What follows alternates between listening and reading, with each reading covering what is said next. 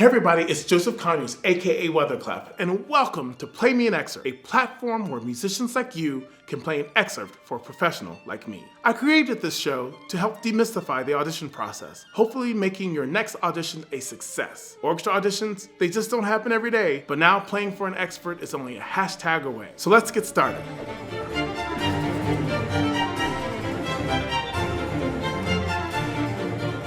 Hello everyone and welcome to this week's edition of Play Me an Excerpt. Now this week's edition is special because we are celebrating an organization that is near and dear to my heart, and that is the Boston University Tanglewood Institute. That's why I'm wearing this red. Now the Boston University Tanglewood Institute is one of the premier summer music programs for high school musicians around the world. And I'm proud to say that I am an alumnus of the program way back in the 20th century. I went to BUTI in 1998. Now, let me tell you a little bit about that experience. BUTI was so transformative for me. I met some incredible people. I met some incredible musicians who are still some of my best friends in music today. I learned so much about my instrument. I learned so much about myself and my dedication to music while I was there. And to be able to have this connection with friends from all around the world, while also being able to enjoy the Boston Symphony Orchestra at the beautiful Tanglewood grounds, it was just magical. A really, really fantastic experience. And it's something that I think every young person should have the opportunity to be able to do. Unfortunately, due to the pandemic, BUTI is not able to meet in person for the summer of 2021. But have no fear, BUTI is still here. BUTI is proud to announce BUTI from anywhere. This year, the program will be split into two parts. There will be 2-week workshops, almost all orchestral and wind ensemble instrument programs that will run from June 20th through July 3rd, 2021, and are open to students between the ages of 14 and 20. The young artist programs in orchestral instruments, voice, piano, composition, and harp will run for 3 weeks from July 11th through 31st, 2021, and are open to students ages 14 to 19. And as a reminder, this will all be virtual.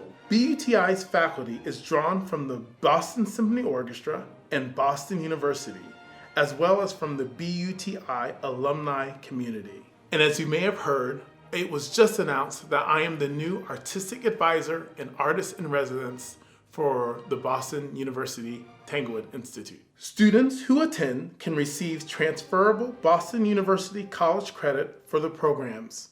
The application is open now, and while reviews have begun, it is not too late to apply. So apply for BUTI from anywhere today. So our two guests this week are alumni of the Boston University Tanglewood Institute program, and I'm so happy to invite Julide on double bass and Xayvion on bassoon to the show. Why don't we start with Julide, double bass. Julide, play me an excerpt.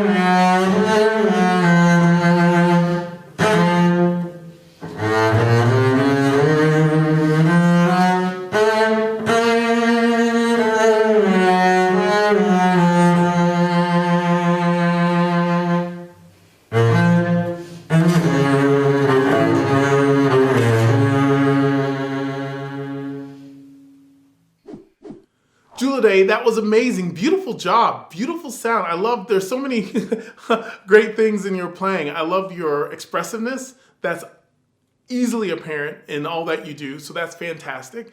And I love your assertiveness. It comes off very assertive, which is great. So this excerpt, Samuel Goldenberg and Shmuel from Pictures at an Exhibition, is to me one of those excerpts that tell a lot about a bass player. Because there's so many opportunities to kind of make your own statement.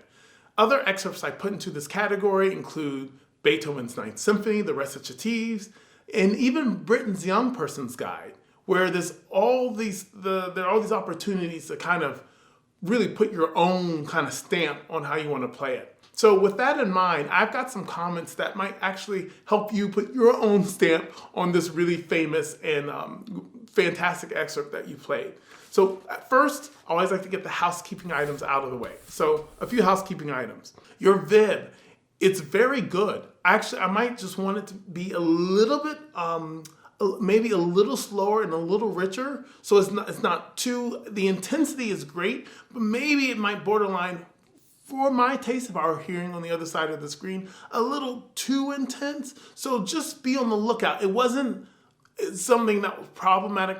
It was just something to think about, maybe in ways you can vary the vibrato so that it doesn't have the same intensity throughout. Sustain. This excerpt to me is about so much sustain and really about holding through some of these long notes all the way to the bitter end, not even hinting at letting go. I think that's a theme in this excerpt, and I think it's something you can think about when putting it together. And then I want you to think some longer phrases. I think this actually ties a little bit to the sustain, because I think on sustain can actually take you to the next phrase.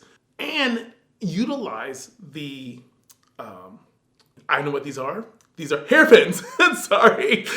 Utilize the hairpins that Ravel actually gives you, so you can actually show more of the phrasing going up and then more of the phrasing coming down. I think there's some opportunities where you can do that more. So let's dive in and get into the nitty-gritty. Here we go.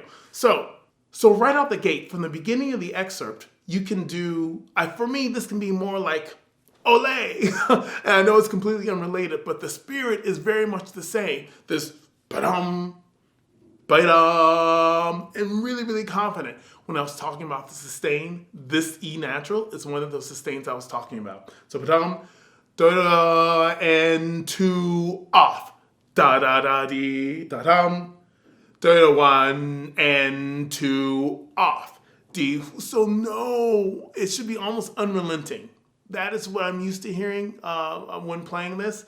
So the sound doesn't die. It's very, very driven. If you know the piece, this is a unison of all the strings.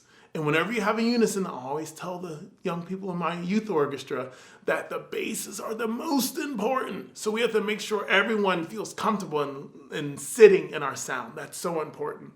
When you get to the triplet, da-da-da-deen, it's not too fast, da-da-da-deen, ba-dum. And the D flat after that triplet, we're still in the first bar, starting on the la, si, do, re, si, fa. So don't let go of that re flat, because then it actually takes away some of the energy that continues on to the mi, fa, mi, re that follows. So I hope that makes sense.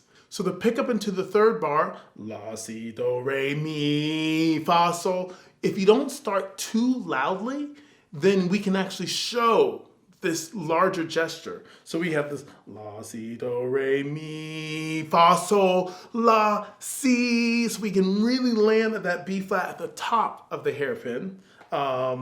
Si, la, sol, fa, fa. And that's almost like a second phrasing mark. So again, starting softer.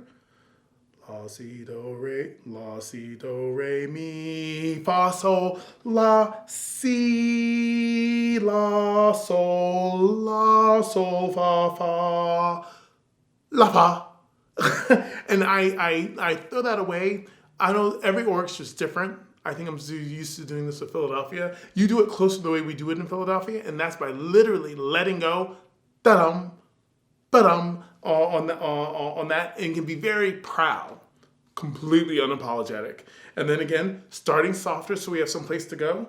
La, si, do, re, mi, fa, sol, la, si. So every single time, I think you can make direction there. The other thing I want to say really briefly, and this is so detailed, Julide, this is so detailed, but because this is this really strong unison, I hear kind of gives in your sound. So la, si, do, re, mi, fa, sol, la, si, la, sol, la, sol. And I think si, sing all the way through, la, sol, la. So the line is longer. That's just my recommendation because I think it makes it sound even that much more painful as a unison. Now, as a solo, it might be something different, but as a unison, that is what I would recommend. And then again, sustain, sustain. When you get to the F, the second bar, 57, da da da da, off. So notice I counted 5, literally 5 eighth notes. So la, sol, fa, fa, off. Ba-dum. And then as close to time as you can. I know this is hard. Da-da, da-da, da-da. You have time. I don't think you have to, I said as close to time, as close to marking the time as possible. So be da-ding, da-dum, ba-dum, ba-dum. You have time to do it because no one in the whole orchestra can play it that fast, and that normally gets elongated a little bit. So you have time there, and you shouldn't freak out about that. And then when you get to that D flat, hold off. Yes. Let's listen in and see if there's anything else we can find in your performance. Let's see what we got here, Julide. Good. So even out the gate. Ba-dum, ba-dum. And the only difference is how you release that F. Right now it's like da-dum. I think ba-dum, where's the is more of a gesture. Now you could argue, because I see it in the score, you could argue that, oh, it's an eighth note, so it should be a full eighth note. Whenever this gesture comes, because it happens so much, it's generally shorter than an eighth note. You can listen to many recordings, or maybe at least in Philadelphia, with a ba-dum, where it's just more of a gesture like that. So that's that. Staying off. Good. In that triplet, dee da da ding pa-dum. I don't think you don't have to think so rhythmically, da da da ding, but dee da da ding pa-dum, so that there's direction going on to the larger gesture there. Stay off. Again, starting a little less there. So you can grow to this climax.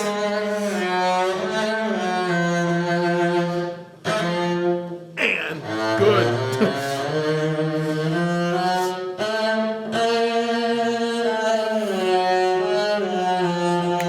2, 3, 4, 5, off. And so good. So I know it's exaggerated because I'm counting while you're playing and you can't actually hear me, but I hope you get a sense of how much longer you can hold those. And then again, in the 3/4 bar, this is 2 before 58.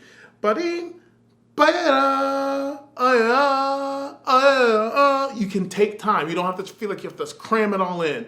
You can take time so we can hear all those notes. Da to the D flat, and the full sustain.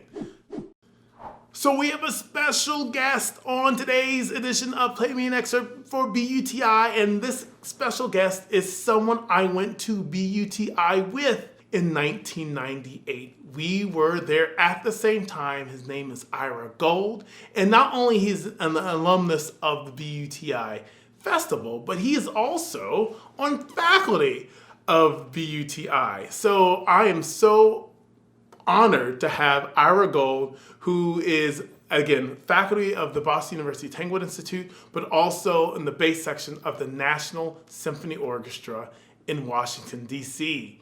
Ira, I know you always have such words of great wisdom and wonderful advice. I know Julide will learn a lot from what you have to say.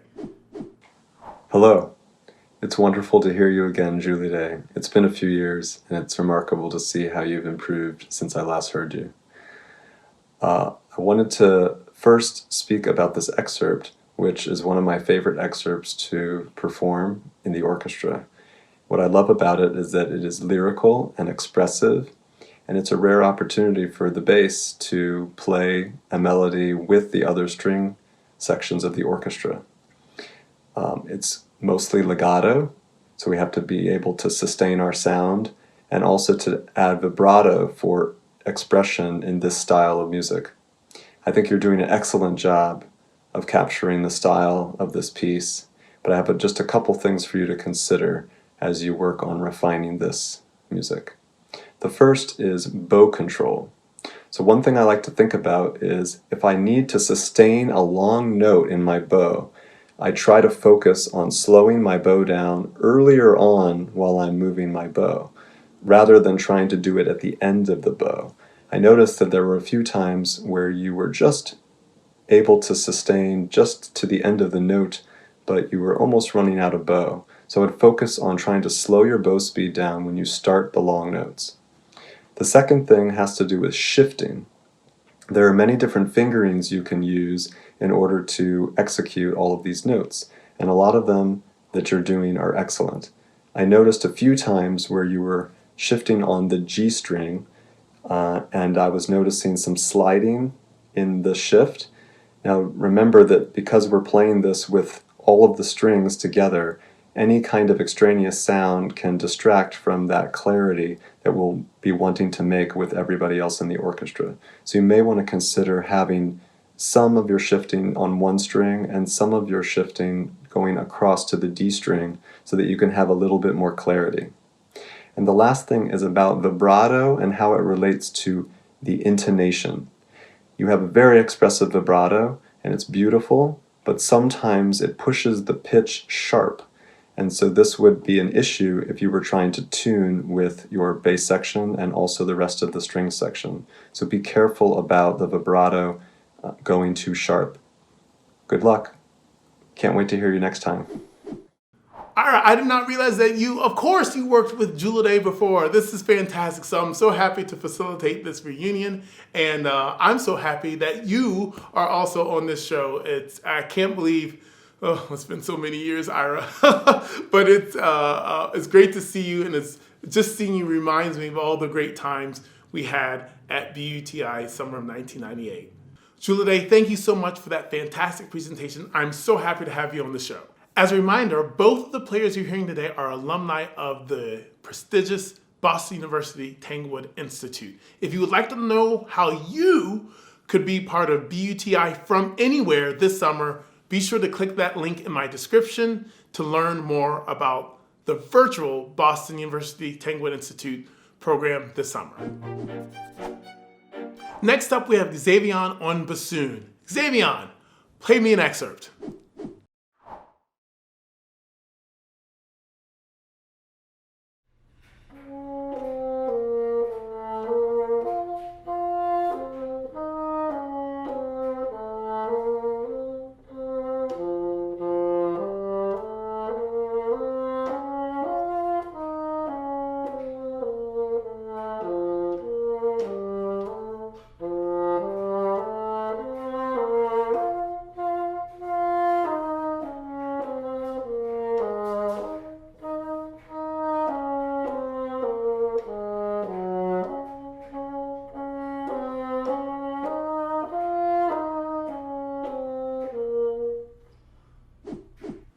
Xayvion, that's so beautiful. This is one of my favorite excerpts. I love this moment in this symphony. It's so good. Oh, and he picks the perfect instrument to play it. He really does. The bassoon just has this, it's like there's such there's so many great, I feel like these solo bassoon moments that come at the end of a piece. One that pops up to mind is Dvorak 8. I don't know if you're familiar with that. But right before the coda, there's kind of this slow section and the bassoon kind of comes out of this texture. Oh, it's so beautiful. That the sound of the bassoon, that solo voice. So anyway, that's what this reminds me of. And Tchaikovsky sets this up also well. He gives you pianissimo and he gives you these directions. But if I were to give you one housekeeping item, Xayvion, is to let you know that you have room. You have so much room to make. You have so much room to make in the music. We've heard by this point in the piece this melody a lot. Tchaikovsky's really good at repetition, but he does it so well. We all know he does it really well. We've heard this a lot, and I think in this reflective, into the movement way, there can be a reverence, I would even use that word, in the performance of this excerpt. That doesn't mean it has to be like emotional in a certain way. But I think if I were to use an emotional word, it would not be something that's like this, but something way more reflective, particularly when we've heard something so many times, like in this movement, again, all done very well. But when we've heard something so many times, it's almost like you get to the point where you've been celebrating and everyone's been celebrating. And I mean, there's even a little bit of a party in the middle of this movement. And then you're left alone and you kind of get to reflect on what has just happened. And I feel like that's what this is. So I had a main housekeeping item for you, is that you have room. And what I mean by that is that you have room to be expressive in ways that the page may not first imply. And one of the ways I get my attention on that out of the gate is even how you ended the excerpt. Da da dee dee dee da da da da da dee da da da dee da da da dee da da da. I think that there can be so much more of a story there. Da da dee dum da da dee da da da dee dum da. And you can make it all separate. And I know he wrote these special phrase markings with the dot at the end of the slur for the first note, then a note with a dot, and then an accent. I'll talk about that more in detail later, but that's just one place that got my attention right away. So let's talk a little Tchaikovsky. So the opening of this is the phrasing, and it's really simplistic. I mean, it's not over the top. Tchaikovsky never really is. So in this way, I feel like you have these two phrases, da da da da da bee ba da, and then da dee da da da dee da da, and then da dee da da da dee da dee da dee da dum, da dee da dum. So you have a 2 and a 2 and then a 4. And Tchaikovsky gives us these beautiful phrase markings, da da dum, and then da da dee da dum. Da dee da dee da dee da dee, and then 4 notes, da dee da, starting here, da da dee da dee da dee da da dum, dee da dee. So I think you can really mark that. And Xayvion, you have time. I'm looking at the score, and the only thing that's going on are that your friends in the string section are cheering Xayvion on and just going pluck on the downbeats. So dee dee dee pluck, da dee dee pluck, dee pluck, dee pluck, da pluck, da dee. And they, because they're listening so intently, they will follow you. So you have the space to be a little bit more expressive than being completely with a metronome to me in this moment. And then the other cue or the other clue that we get that there's this kind of 4-bar phrase is that the violins first and second enter when you da da dee da dee da dee dee. They start on that second beat and go da dee da ya da dee. So we actually get even clues from Tchaikovsky on what he was thinking phrasing wise, just from looking at the score and knowing what's going on in the rest of the piece. So I would really recommend playing around with that. I think there are ways to do that are not, that won't disturb the piece. Again, I'm not saying take a ridiculous amount of time, I'm not saying, but it's just, you can push and pull. Dee da da dee da dee da dee. Da dee da dee da dee da dee da dee da dee da dee da dee da dee da dee dum dee da dee. And enjoy the end of that phrase because that's so beautiful. Da da dee. By yourself, Xayvion. Dee dee dee. Strings he writes espressivo. But I think this espressivo is not one that's like this. It's more tragic, more reflective. He reiterates a pianissimo in the strings. So you go da dum dee da dee do do do do do do. And I know Tchaikovsky wrote a pianissimo at the very beginning of this excerpt. But it is a solo, and as any woodwind player or even brass player will tell you, if it's even pianissimo, you still have to be able to have a projecting sound. I would save that special moment, personally, for me, for this espressivo, in this moment as he writes it. So da da dee da dee, da dee da dee da dee dee dee da da. He's got these accents. So I'm very happy you didn't go dee dee bee, because I don't think it's that kind of accent. I think it's more of a I know it sounds so strange, but that's kind of what it is. Y'all, this is pain. Tchaikovsky. Da da dee dum da da dee da dee da dee dum da da dee da. Next with no accent. Da dum dee dum da da dee da ya da dee dee dee into nothing. So those are some of my larger comments. I think you have room, as I said, you just have room where you can really tell this beautiful story that will not leave one dry eye in the concert hall. So even here, again, it's pianissimo and you're playing really softly, but again, in a way to make room, so it has a little bit more, it's just we have more colors to be able to play with.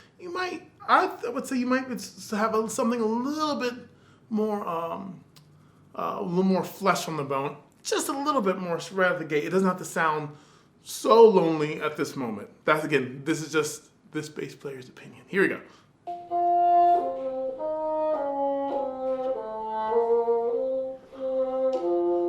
So even there, so we've done, I mentioned the 2 and 2.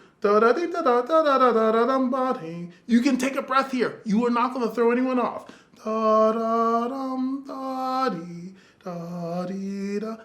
Like, it's like any singer would do.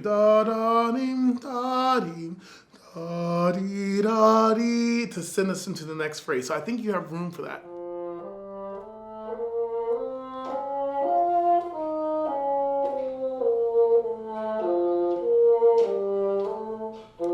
Yes. So again, another place a singer, you even took a breath.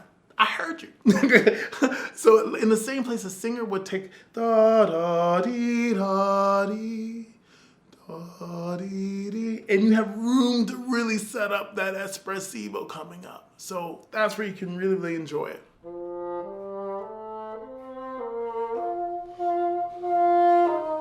Again, this doesn't have to be so metronomic. Da dee dee dee da da. And then longer phrase.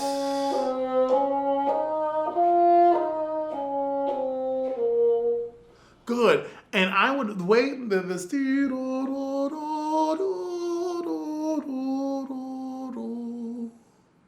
really concentrate on how we end that note. So it just literally gets passed off to the violins. They answer in that way. Really beautiful job, Xayvion. And we have another special guest. Isn't this exciting? I'm so happy to have someone I actually have never met. We've only met on social media.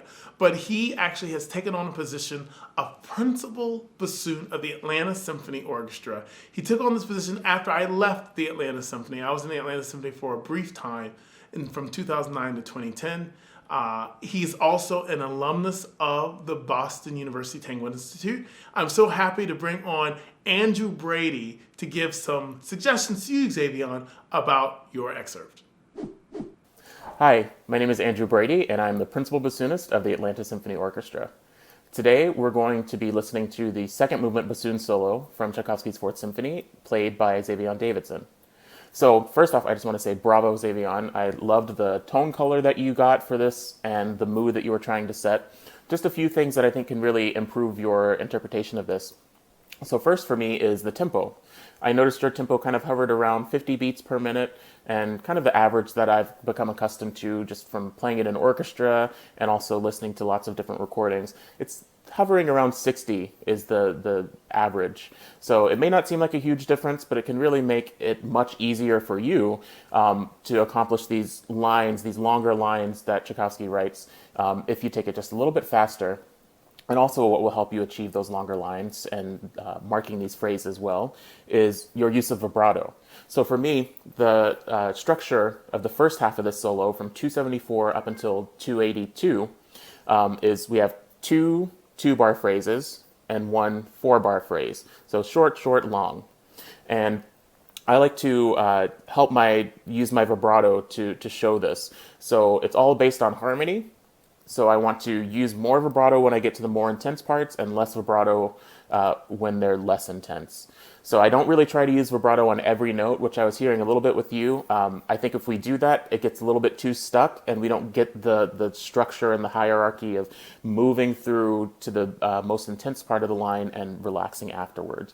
So I noticed in your performance, you didn't vibrate on the A in bar 275, but you did vibrate on the B flat and F afterwards. And to me, that's a little bit backwards because the A natural is the most harmonically intense part of this phrase. So we want to lead to those harmonically intense parts, add some vibrato, some intensity to the sound, and then release. And that the same thing goes for 277. Again, when you have the A, so leading to that again and relaxing. So for me, we have re do si la si fa fa do is one phrase, and then mi re do la si do fa is another.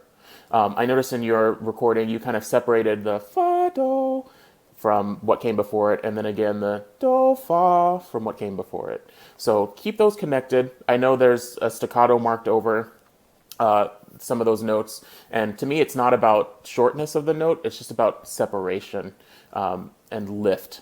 So that's the first 4 bars. Then we have the long 4-bar phrase, fa sol la si do re fa mi re do si la fa si sol la. And I really don't use vibrato much in that scale going up. I want it to be seamless, like almost like a clarinet would do, where they have to use their air without vibrato and still show us that line. So really don't vibrate much going up until I get to the E flat, and then I add some vibrato, maybe a slight tenuto, just to show that this is where we've been working our way up to from the scale, and now we got there and we can relax. You can also take a little bit shorter, take a little bit more time, actually, sorry. Take more time in resolution. La, fa, si, sol, la, fa, sol, la, do, si. Your performance, there was a little bit metronomic there, bridging the first half of the solo to the second. And I think we can take time to make a nice resolution, let the music in naturally, and then it gives you more time to get a good breath for what comes next, which is the most intense part of the solo. Here we have espressivo marked, we have accents coming in for the first time, and we have more staccatos, which again, for me, does not mean short, but just a little bit of separation, a little bit of lift so that we can hear that these repeated notes are not just one long note, but that there's tongue there. So the hierarchy, the phrase hierarchy for the second half of the solo, for me, it's the F in bar, let's see, 1, 2, 3, 4. 284 is the most intense part of this solo. And that's based on the harmony underneath. So we have a fa and F up there, fa, sol, and the G flat underneath you. So that major seventh, that's really tense harmony, and we have an accent over it. So that's that dissonance. We really want to lean into it, give it some juice, some really some depth in the sound, and then relax. And then we have a similar figure, a step down, but this time on the E flat, we don't have a major seventh underneath us. We have a dominant seventh, the fa, fa, fa, fa, sol, mi, fa, mi, fa. So the harmony and the dissonance is not as intense. So we don't have to do quite as much on the E flat as we did on the F. And then when we get to the D flat, re, re, re, do, re, mi, fa, there's no accent there at all. So we're really relaxing, letting this come to a nice ending. And then at the B flat, at the very end of this first part of the solo, I let it just kind of naturally release. I play a full eighth note. Sometimes in orchestra, I play it just a hair longer on that last eighth note. But maybe in an audition situation, just keep it at a full eighth note length, because some people on the panel will be very discerning with note lengths and say like, oh, he held a quarter note there and it's written as an eighth note. So just be very mindful of the situation that you're in, how you interpret that. So bravo, beautiful job. I can't wait to hear what you do with this in the years to come. Andrew, thank you so much for those great words of advice. I cannot wait for the day that we actually get to meet. Love to see you get to play with my former and beloved Atlanta Symphony Orchestra. And I know Xayvion will take those words and remember them for a very long time. Bravo, Xayvion. If you want to play me an excerpt, the details are in the description below. If you haven't already, be sure to like this video and subscribe to my channel. Thank you so much for listening to this edition of Play Me an Excerpt, Boston University Tanglewood Institute style. We hope you enjoy the program, and I look forward to seeing you on the next episode of Play Me an Excerpt.